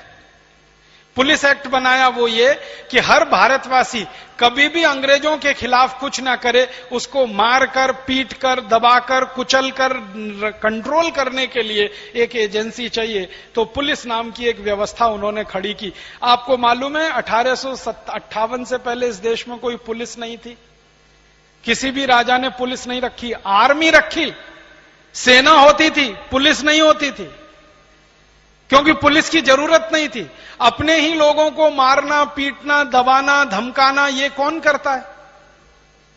कोई राजा अपनी प्रजा को ये अत्याचार करेगा? लेकिन अंग्रेजों ने पुलिस बनाई जिसका नाम रखा इंडियन पुलिस एक्ट, और उसमें जो आधार दिया वो ये कि हर पुलिस वाले को राइट टू ऑफेंस होगा, किसी भी भारतीय नागरिक को राइट टू डिफेंस नहीं होगा। माने कोई भी अंग्रेज पुलिस अधिकारी किसी भी दिन गला पकड़ के आपको लाठी से मारने लगे तो आपको लाठी पकड़ने का भी अधिकार नहीं होगा, आप सिर्फ पिटते रहिए। और अगर उस पुलिस अधिकारी की लाठी आपने पकड़ ली अपना डिफेंस करने के लिए, तो केस आपके खिलाफ बनेगा कि अंग्रेज अधिकारी को ड्यूटी करने से आपने रोका। जानते हैं आप, यही राइट टू ऑफेंस वाला कानून, इंडियन पुलिस एक्ट वाला, आजादी के 62 साल के बाद भी अभी भी चल रहा है। कोई पुलिस वाला सड़क चलते आपको रोक ले और आपके पैर में 2 लठ जमा दे, आप उसका कुछ नहीं बिगाड़ सकते। और कोई पुलिस वाला तैश में आ जाए और निकाल के गोली मार दे तो भी आप उसको फांसी के फंदे पर नहीं चढ़ा सकते। हमारे देश में पुलिस एनकाउंटर में सैकड़ों लोग निर्दोष मारे जाते हैं और किसी पुलिस वाले को फांसी नहीं होती इस देश में। बहुत रेयर केस होते हैं जिनमें सुप्रीम कोर्ट भी आ जाए। सुप्रीम कोर्ट ने तो महाराज साहब इसको बोल दिया है कि पुलिस व्यवस्था खाकी वर्दी के सबसे बड़े गुंडे हैं जो इस देश में पल रहे हैं। अंग्रेजों के इसमें थोड़ा सा संशोधन करते हैं हम राजीव भाई। इसमें अच्छे पुलिस वाले यदि किसी अपराधी को गोली से मार देते हैं तो उनको जेल में ठोक दिया जाता है। जो किसी आतंकवादी को, किसी अपराधी को, किसी गुंडे को, कोई भैया, जो मुंबई में तो क्या बोलते हैं उनको सब, डॉन लोग, डॉन माफिया, डॉन को, माफिया को, वो डॉन को मारता है तो उसके ऊपर तो एक लगता है, लेकिन वो हिंदुस्तानी को मारेगा तो नहीं लगेगा, तब उसको एनकाउंटर मान लिया जाएगा। तो थोड़ा सा हमारे, एक बात मैं और कहना चाहता हूं, पुलिस में अच्छे भी लोग हैं राजीव भाई लेकिन उन अच्छों की संख्या हमें बढ़ानी है। 1% से कम है अच्छों की संख्या, लेकिन वो अच्छे भी गलत कानून के नीचे रहकर मजबूर है। तो इसलिए उसमें अभी जैसे आर्म एक्ट वाली बात थी, आज हम अपनी सुरक्षा के लिए AK-47 लेना चाहे तो हमें नहीं मिलेगी, अपनी सुरक्षा के लिए लेना चाहे, और अपराधी सरेआम लिए घूमते हैं। इस देश में लाखों की संख्या में AK-47 है, किनके पास है, जो हमें मारने के लिए, हमें सुरक्षा के लिए हम नहीं रख सकते। तो ये इसमें ये नहीं कि हम इस कानून व्यवस्था को पूरी तरह खत्म कर देना चाहते, जंगल राज करना चाहते, इसमें संशोधन। अंग्रेजों ने ऐसी एक कानून बनाया, इंडियन सिविल सर्विसेज एक्ट। हमारे यहाँ ग्राम पंचायतें होती है ना, पहले वो काम करती थी। सरपंच होता था, गांव का प्रमुख होता था, पंचायत उसके साथ काम करती थी। जो काम ग्राम पंचायत करती थी, कभी जरूरत पड़े तो टैक्स लगाना, जरूरत पड़े तो उसको गांव के विकास के लिए खर्च करना, वो सारे अधिकार छीनकर एक कलेक्टर को दे दिए गए।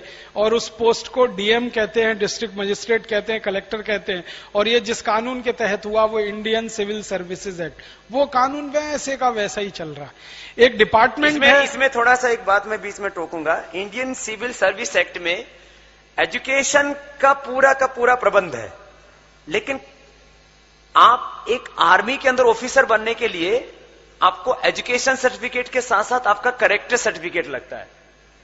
लेकिन ये इंडियन सर्विस एक्ट में कैरेक्टर कहीं खत्म सा है।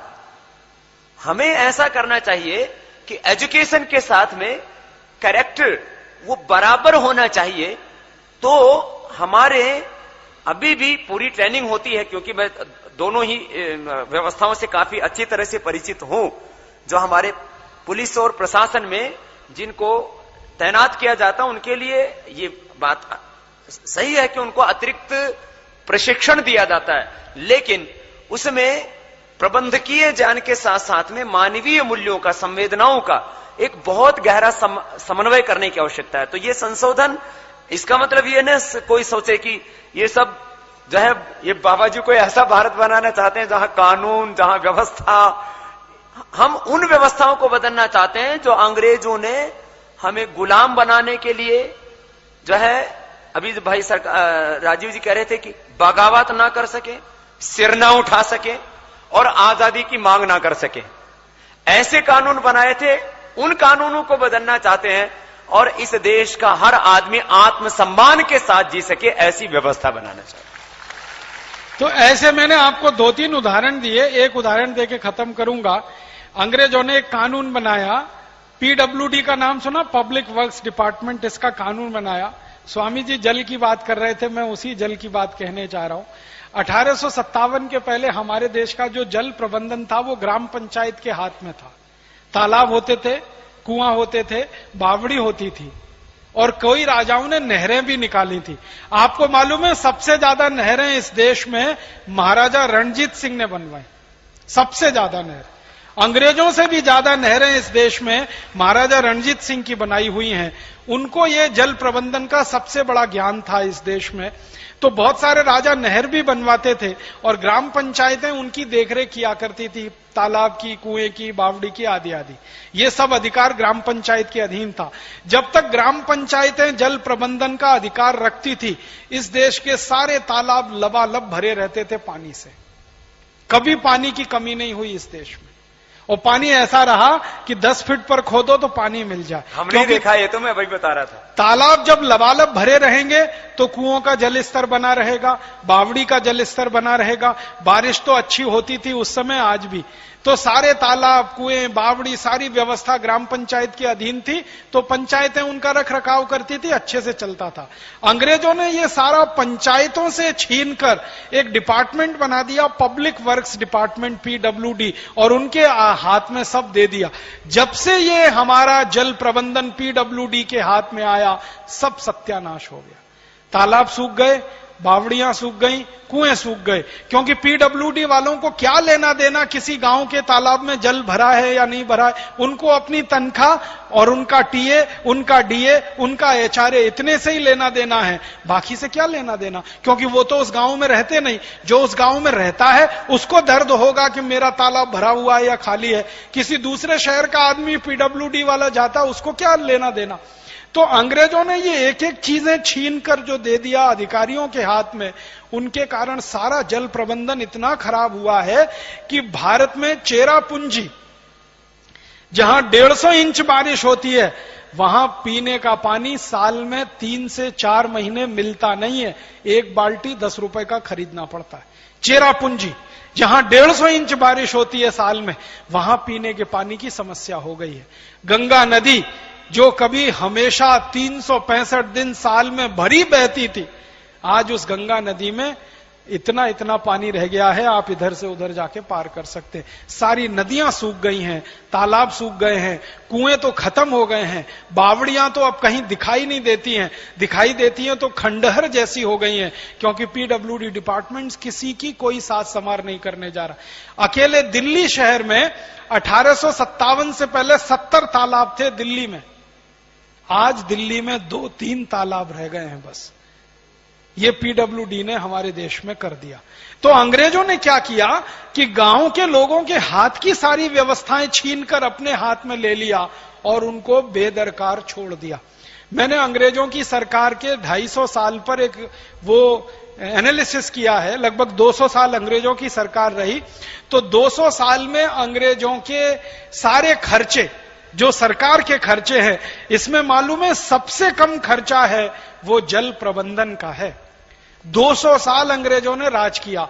हर साल वो बजट बनाते थे और बजट इस देश के सामने, माने अंग्रेजों की सरकार के सामने प्रस्तुत होता था।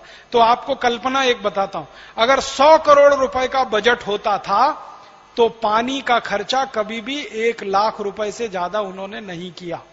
100 करोड़ के बजट में अगर निकालेंगे तो 0.001% निकलेगा। इतना कम, माने कुल खर्चे का 0.01%, 0.001% पानी का खर्चा सबसे कम, क्योंकि अंग्रेज चाहते थे कि ये देश प्यासा मरे और इस देश के किसान फसल ना कर सकें, ताकि उनकी समृद्धि ना बढ़े, ताकि वो अंग्रेजों के खिलाफ बगावत करने वाले जवान पैदा ना कर सकें। ये सारी साजिश के तहत हुआ। तो किसानों को पूरी तरह से बर्बाद करना है तो पानी उनका छीन लो, किसान सब बर्बाद हो जाएंगे, खेती करेंगे कैसे? तो पानी तो अंग्रेजों ने छीना है। और आपको मैं एक जगह का कभी एक दस्तावेज दिखाऊंगा, मौका मिला।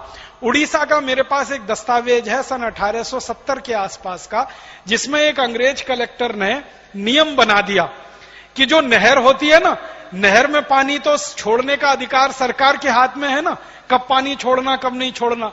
तो 1870 में गंजाम जिले के कलेक्टर ने एक नोटिफिकेशन जारी किया कि पानी नहर में उन दिनों में छोड़ा जाए जब खेत में फसल ना हो। जब फसल खेत में खड़ी हो पानी नहीं छोड़ा जाए नहर में। ये आदेश जारी किया गंजाम के कलेक्टर ने। और उस जमाने का गंजाम जिला आज के उड़ीसा के 16 जिलों के बराबर है। ये एक जगह का मेरे पास दस्तावेज है, अगर ढूंढूंगा तो ऐसे सैकड़ों दस्तावेज और मिल जाएंगे कभी। हमें अभी ढूंढने हैं, बहुत सारे दस्तावेज हमारे हाथ में नहीं है, लेकिन एक जिले का मेरे पास है। हो सकता है संपूर्ण भारत देश के सभी जिलों में ऐसे ही कलेक्टरों के आदेश जारी हुए हों कि जब किसानों की फसल खड़ी हो तो नहर में पानी नहीं छोड़ा जाए, और जब फसल नहीं है तब पानी छोड़ा जाए। इस तरह के कानून बना के अंग्रेजों ने बर्बाद किया है इस देश को। और दुर्भाग्य से ये सब कानूनों की संख्या है 34,735। 34,735 कानून उन्होंने बनाए थे इस देश को खत्म करने के लिए पूरी तरह से। अब वही कानून आजादी के 64-62 साल के बाद भी चल रहे हैं, उनमें थोड़ा थोड़ा संशोधन हुआ है। आईपीसी बनाया, इंडियन पिनल कोड, सीआरपीसी बनाया, सीपीसी बनाया, civil procedure code, criminal procedure code, land acquisition act बनाया उन्होंने, इंडियन फॉरेस्ट एक्ट बनाया। इंटरेस्टिंग बात बताता हूं आपको, एक कानून बनाया इंडियन फॉरेस्ट एक्ट 1872 में, भारतीय वन संरक्षण अधिनियम। फिर इंडियन फॉरेस्ट कंजर्वेशन एक्ट बनाया। एक बार एक मामला आया अंग्रेजों की अदालत में, ये मैं दस्तावेज के आधार पर कह रहा हूं। जबलपुर के कोर्ट में एक अंग्रेजी सरकार के सामने मुकदमा आया था। एक बूढ़ी महिला, वो अपना चूल्हा जलाने के लिए जंगल से कुछ लकड़ी लाई और उसने लकड़ी लगा के अपनी रोटी बनाई। एक पुलिस ऑफिसर ने उसको पकड़ लिया कि तुमने जंगल से लकड़ी लाई, ये कानून के विरोध में है, जंगल से लकड़ी चुनाना कानूनन अपराध है, उसमें जेल हो जाती है। तो उस महिला को पकड़कर जेल में ले गए। उसके ऊपर मुकदमा शुरू हुआ। तो मुकदमे में जज ने उससे पूछा कि तुम्हारा कोई वकील है? उस महिला ने कहा मेरे पास खाने को रोटी नहीं है, वकील कहां से लाऊंगी, मैं ही मेरी वकील हूं। तो न्यायाधीश ने पूछा तुमको कुछ कहना है? तो उस महिला ने क्या कहा था वो मैं आपको वैसे का वैसा ही सुनाता हूं। अंग्रेजों के दस्तावेज के आधार पर ये सारी बात कर रहा हूं। महिला कहती है कि अगर मैं अपने चूल्हे में लकड़ी जलाने के लिए जंगल से ना लाऊं तो अपनी रोटी बनाने के लिए दोनों हाथ जलाऊं क्या? और उस महिला ने हमारी आंखें खोली, माने हमारे जैसे लोगों की। वो महिला कहती है कि ठेकेदार करोड़ों टन लकड़ी काट कर ले जाता है, उसको खुली छूट है, और मैं रोटी बनाने के लिए अगर 2 लकड़ी ले आई तो मुझे पुलिस की सजा है। ये कौन सा कानून अंग्रेजों ने बनाया है? दुर्भाग्य से ये कानून अंग्रेजों के जाने के 62 साल के बाद भी चल रहा है। साधारण गांव के गरीब लोग जंगल में अगर लकड़ियां उठा लाएं तो फॉरेस्ट डिपार्टमेंट के लोग उनको जितना अत्याचार करते हैं आप सोच नहीं सकते। और इसी देश में ठेकेदारों को सैकड़ों किलोमीटर जंगल कट गए, सैकड़ों किलोमीटर के जंगल काट दिए ठेकेदारों ने। सरकार के कान पर जू नहीं रेंगती। चलते चलते एक छोटी सी बात कहता हूं, इंडियन एविडेंस एक्ट के बारे में बोलने दो। हाँ, इसमें एक छोटी सी बात कहता हूं। हिंदुस्तान में मालूम है सबसे ज्यादा लकड़ी किसके लिए कटती है? सरकार के लिए। सबसे ज्यादा लकड़ी सरकार के लिए कटती है। और आपको एक दूसरी जानकारी मालूम है? क्या सरकार को फूकने के लिए कटती है क्या? है? सुनिए महाराज जी, मैंने बड़ा खोजा इस पर कि सरकार करती क्या है लकड़ी का। सबसे ज्यादा लकड़ी सरकार के लिए कटती है इस देश में। सारे ठेकेदार जो लकड़ी काटते हैं वो सरकार के लिए काटते हैं और सरकार के आदेश पर काटते हैं। सरकार वो लकड़ी नीलामी में देती है सिगरेट बनाने वाली कंपनियों को। और इस हिंदुस्तान में हर साल 20 अरब सिगरेट का उत्पादन होता है और 500 सिगरेट बनाने में पूरा एक पेड़ कट जाता है। सिगरेट है ना, उसके ऊपर कागज लपेटा हुआ होता है। वो कागज सबसे बेहतरीन लकड़ी से ही बनता है, क्योंकि सिगरेट का कागज बहुत संवेदनशील होता है, जरा सा सुलगाओ तो जल जाए।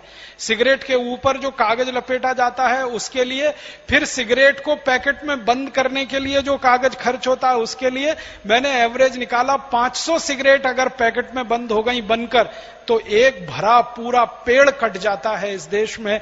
करोड़ों पेड़ हर साल इस देश में कटते हैं सिगरेट बनाने के लिए।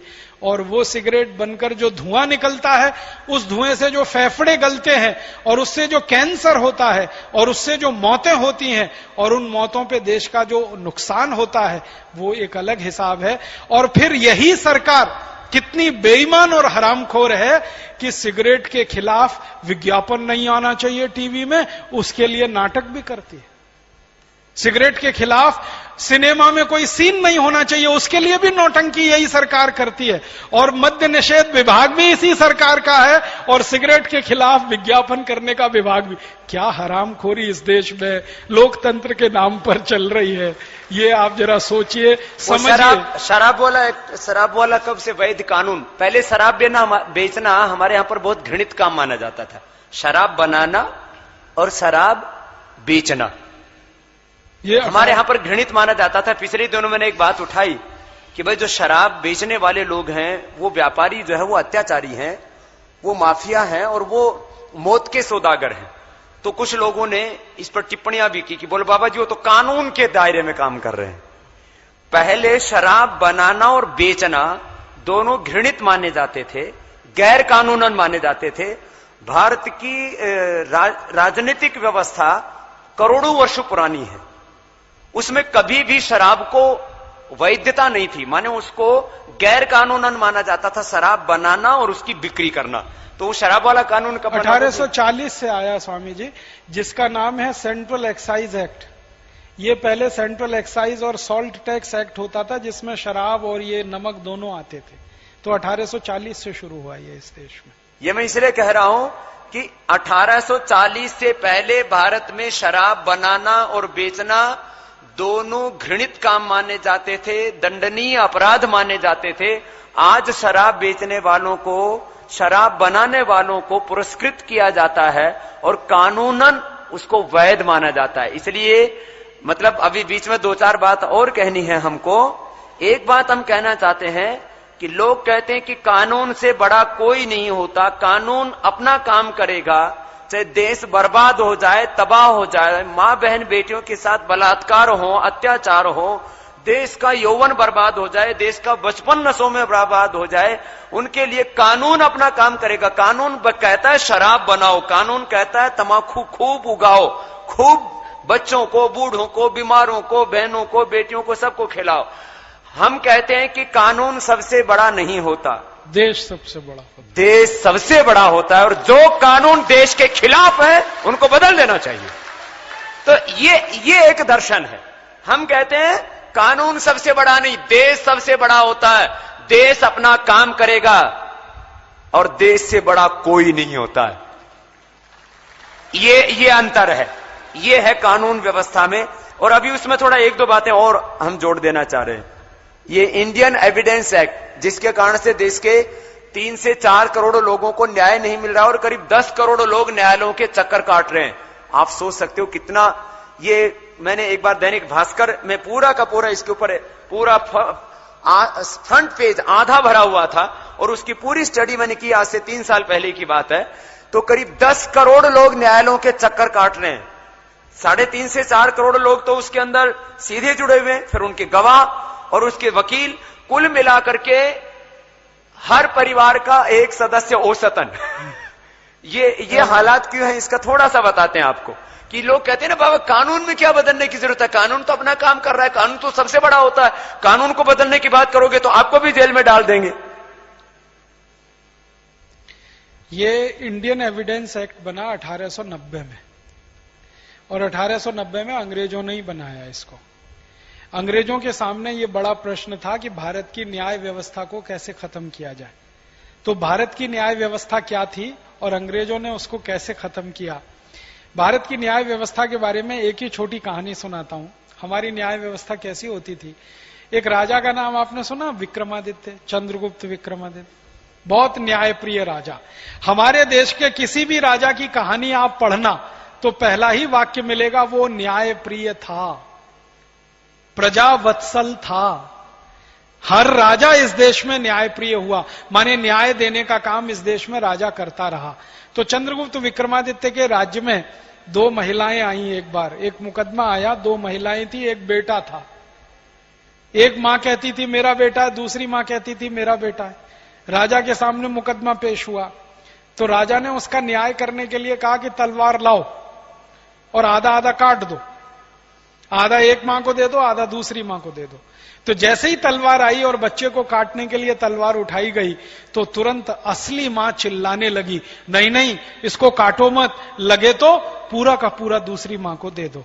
राजा समझ गया असली मां यही है जो अपने बच्चे को अपनी आंखों के सामने कटता हुआ नहीं देख सकती। तो नकली मां से बेटा छीनकर असली मां को दे दिया। 2 मिनट में पूरे मुकदमे का फैसला हो गया। ये थी भारत की न्याय व्यवस्था, जिसमें न्याय मिलता था और तत्काल मिलता था, इमीडिएट। अब अंग्रेजी न्याय व्यवस्था में जरा इस मुकदमे का अध्ययन किया जाए। अंग्रेजों का इस देश में एक चलता है इंडियन एविडेंस एक्ट, साक्ष्य अधिनियम जिसको कहते हैं। फिर एक चलता है इंडियन पीनल कोड, दंड संहिता जिसको कहते हैं। तो आईपीसी और इंडियन साक्ष्य अधिनियम माने भारतीय साक्ष्य अधिनियम के आधार पर यही मुकदमा किसी भी अदालत में आ जाए तो मैं विनम्रता पूर्वक कहता हूं कि 20 साल तक ये मुकदमा चलेगा, तय नहीं हो पाएगा कौन असली मां है कौन नकली मां है। हो सकता है दोनों माताएं मर जाएं और बेटा भी बड़ा जवान होके स्वर्गवासी हो जाए, लेकिन मुकदमा चलता ही रहे, चलता ही रहे, चलता ही रहे। ये है अंग्रेजों की न्याय व्यवस्था। साक्ष्य के साथ में सत्य नहीं जुड़ा हुआ। हाँ, अब इसमें साक्ष्यों के साथ सत्य को जोड़ना चाहते हैं, संशोधन वाली जो बात है। अब इसमें सबसे बड़ी मुश्किल क्या है कि सबूत आधारित आप सब काम करना चाहते हैं। गवाह और सबूत ये दोनों ही बदले जा सकते हैं। गवाह भी बदला जा सकता है और सबूत तो इतने आसानी से मिटाए जाते हैं और नए बनाए जाते हैं कि आप कल्पना नहीं कर सकते। इसी कारण से चूंकि गवाह बदल जाते हैं, गवाह पता है कैसे बदलते हैं, पुलिस उनका एक बयान लेती है और अदालत में जैसे ही वो गवाह खड़ा होता है तुरंत मुकरता है और कहता है कि पुलिस ने ये मेरे ऊपर अत्याचार करके लिखवा लिया। ठीक है, अब जैसे ही ये वो कहेगा तो मुकदमा जो 20 मिनट में फैसला होना चाहिए वो 10 साल तक ऐसे ही लटकता रहेगा, क्योंकि हर गवाह यही कहेगा कि पुलिस ने मेरे से जबरदस्ती लिखवा लिया, मुझे मारा, मुझे पीटा, मेरे ऊपर दबाव डाला, मैं क्या करूं, मैंने मजबूरी में लिख दिया। अदालत में जाकर हर गवाह ये बदलता है और इसी कारण अंग्रेजी न्याय व्यवस्था में कन्विक्शन रेट 5% है। कन्विक्शन रेट समझते हैं? 100 लोगों के ऊपर अगर मुकदमा किया जाए तो सिर्फ 5 को ही सजा होती है, 95 को सजा होती ही नहीं है। वो कभी ना कभी अदालत से बाइज्जत बरी हो जाते हैं। तो 100 मुकदमे अगर सरकार करती है और उसमें 5 को ही सजा होती है और 95 छूटते हैं, इसका माने न्याय के नाम पर इसका माने या तो 95 मुकदमे झूठे, या सरकार झूठी, या पुलिस व्यवस्था झूठी, या न्याय व्यवस्था कमजोर। ये इंडियन एविडेंस एक्ट ने ऐसा सत्यानाश कर रखा है हमारे देश में कि सत्य वहां महत्व का नहीं है, सबूत, गवाह वो महत्व का है। कई बार पुलिस ऑफिसर कहते हैं सत्य क्या है हमें मालूम है, लेकिन गवाह नहीं है, क्या करें, सबूत नहीं है, क्या करें, न सजा दिलवा सकते हैं न सजा किसी की करवा सकते। तो समस्या हमारे देश में ये, और न्यायाधीश को सत्य की पहचान करने के लिए बिठाया जाता है। वो न्यायाधीश भी सबूत और गवाह के आधार पर सत्य को खोजता है। आपको मालूम है, न्यायाधीश भी सबूत देखेगा, गवाह देखेगा, तब सत्य की पहचान करेगा। सत्य तो अपने आप में ही पूर्ण होता है, उसको कोई गवाह की जरूरत नहीं होती, उसको कोई सबूत की जरूरत नहीं होती। एक उदाहरण दे दूं आपको, अंग्रेजी न्याय व्यवस्था का कैसा मजाक इस देश में चल रहा है।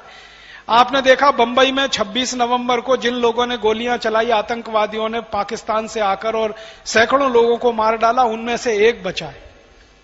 एक बचा है कि नहीं? अब उसके ऊपर नौटंकी चल रही है कि नहीं? हमारे को सत्य मालूम है कि इसने 87 लोगों को मारा या पता नहीं 67 लोगों को मारा। खत्म कर देना चाहिए अब तक उस मुकदमे को, 10 मिनट का काम है। अब उसमें सबूत खोजे जा रहे हैं, गवाह ढूंढे जा रहे हैं, उनको पकड़कर लाया जा रहा उसके सामने पेश किया जा रहा है, और वो मक्कार आतंकवादी मजाक बना रहा है, हंस रहा है, भारतीय न्याय व्यवस्था पर हंस रहा है। और दुर्भाग्य से वो न्याय व्यवस्था हमारी नहीं है, वो अंग्रेजों की है। तो अंग्रेजों की बनाई गई ये न्याय व्यवस्था, अंग्रेजों की बनाई गई प्रशासनिक व्यवस्था, पुलिस व्यवस्था, इसमें बहुत सुधार करने की जरूरत है। और ये सुधार आप हम मिलकर ही कर पाएंगे। कोई राजनीतिक दल अगर इनको करना चाहता तो 62 साल में अब तक हो गया होता। राजनीतिक दलों को कुछ पड़ी नहीं है। उनको लगता है कि पुलिस का जैसा इस्तेमाल अंग्रेज करते थे वैसे ही आज राजनीतिक दल पुलिस का इस्तेमाल करते हैं। कलेक्टर का इस्तेमाल जैसे अंग्रेज करते थे वैसे ही आज भी करते। मैंने एक पुलिस अधिकारी को, बहुत सीनियर पुलिस अधिकारी, नाम नहीं लूंगा, उसको ये कहते जब मैंने सुना तो मुझे, बहुत सीनियर ऑफिस अधिकारी पुलिस के, कि राजनेता पुलिस को अपनी रखैल की तरह प्रयोग करना चाहते हैं, इसलिए कानून व्यवस्था नहीं बदलते। बिल्कुल इतनी ज्यादा घटिया बात ये। और कई सीनियर पुलिस ऑफिसर्स कहते हैं कि ये व्यवस्था हमारी बदलनी चाहिए, लेकिन हमारी कोई सुन नहीं रहा। क्यों? क्योंकि जैसे अंग्रेज प्रयोग करते थे पुलिस का अत्याचार करने के लिए, वैसे ये लोग कर रहे हैं। ये तो आज हमारी इस देश के करोड़ों लोग ताकत बन गए हैं, नहीं तो हमें यहां 1 मिनट नहीं बैठने दे यहां पतंजलि योगपीठ में।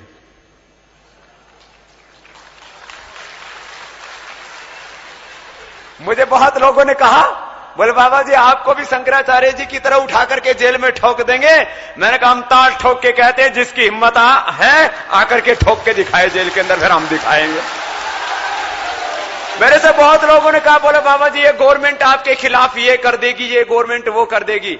मैंने कहा मैं जो ईश्वरीय कानून व्यवस्था है और जो मानवीय कानून व्यवस्था है उसको पूरी तरह से मानता हूं, और मैं एक भी काम गैर कानूनन नहीं करता। लेकिन कोई षड्यंत्र करके हमें जेलों के अंदर ठोकेगा, उस दिन हम बता देंगे कि कानून क्या होता है। तो इस देश में ये हिम्मत करने वाले तो कितने लोग होंगे जिनके साथ करोड़ों लोग खड़े होंगे। आज ये माना कि देश के करोड़ों लोग हमारे साथ खड़े, लेकिन एक बेचारे गरीब आम आदमी को कभी भी रात को 12 बजे जाकर के पुलिस उठा ले जाती है और उसको थाने में ठोक देती है।